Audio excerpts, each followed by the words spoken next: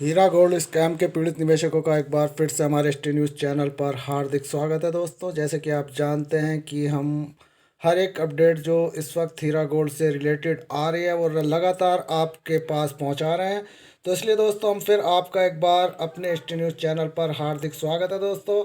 हमारे पास फिर एक लेटेस्ट अपडेट आई है जो हैदराबाद से है। यहाँ दोस्तों स्टाफ रिपोर्ट आप यहाँ पर देख सकते हैं कि ये जो हैदराबाद की बड़ी खबर हम लेकर आए 13 मार्च 2021 की, यानी कि आज की लेटेस्ट न्यूज़।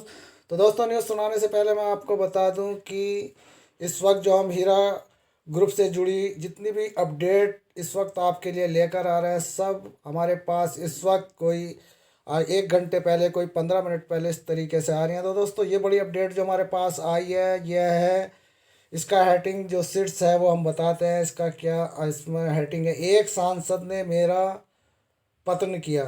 दोस्तों पतन का मतलब होता है कि उसको एक तरह का खात्मा किया है सांसद ने। कौन है ये सांसद, चलिए ये भी हम बताते हैं।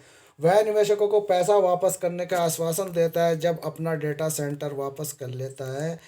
हीरा गोल्ड घोटाले के आरोपी जितने कथित तौर पर 5,600 करोड़ यानी कि 1.70 लाख निवेशकों को धोखा दिया ने तेलंगाना के एक प्रमुख सांसद पर बहु करोड़ के कारोबार में उसे नीचे गिराने का आरोप लगाया।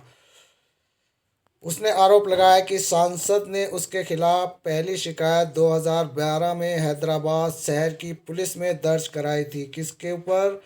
नायरा शेख आपा के ऊपर।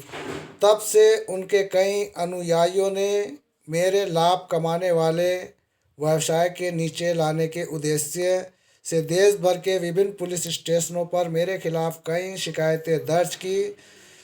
सुश्री यानी कि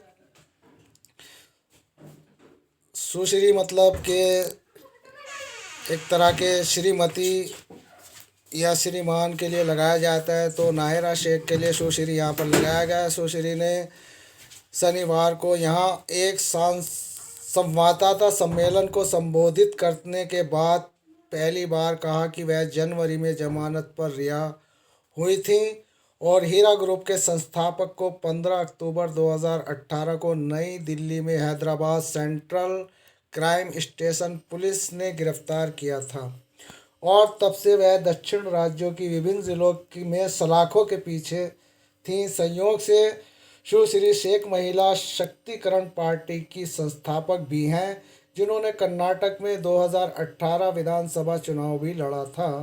सांसद और उनके लोग इस तथ्य को पचा नहीं पा रहे थे कि एक महिला व्यवसाय और राजनीतिक जीवन दोनों में सफल रही थी और उसने विभिन्न सरकारी एजेंसियों की मदद में अपनी शक्ति का दुरुपयोग करके इसे गिराने की साजिश रची। सुश्री नेहरा, जिन्होंने अपने निवेशकों को करोड़ों रुपए लौटाने और रमज़ान 12 मई से पहले अपने कारोबार को फिर से शुरू करने का वादा किया है। जी हाँ दोस्तों, ये एक प्रेस कॉन्फ्रेंस में भी इन्होंने कहा है, क्योंकि इस वक्त नायरा शेख जो है बाहर आ चुकी हैं और उनके बड़े बड़े यहाँ पर कॉन्फ्रेंसों में वादे हो रहे हैं। उनका कहना है कि 12 मई रमज़ान के महीने से पहले अपने कारोबार को फिर से शुरू करने का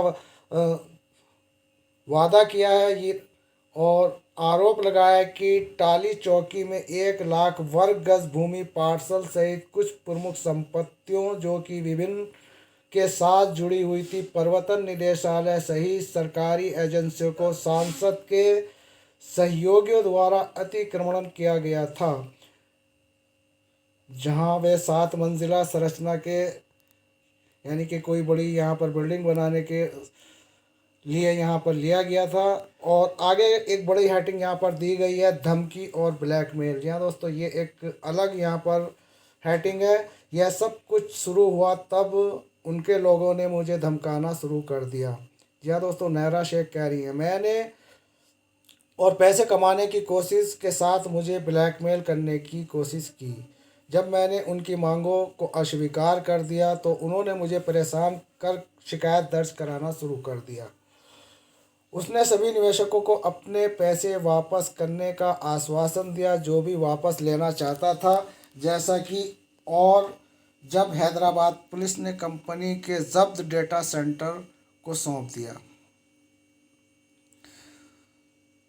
सुप्रीम कोर्ट ने हैदराबाद पुलिस को 2 सप्ताह का समय दिया है और 1 सप्ताह पहले ही ख़त्म हो गया, यानी कि 1 हफ्ता ख़त्म हो गया, 1 सप्ताह बाकी है। 8 साल की पुलिस हिरासत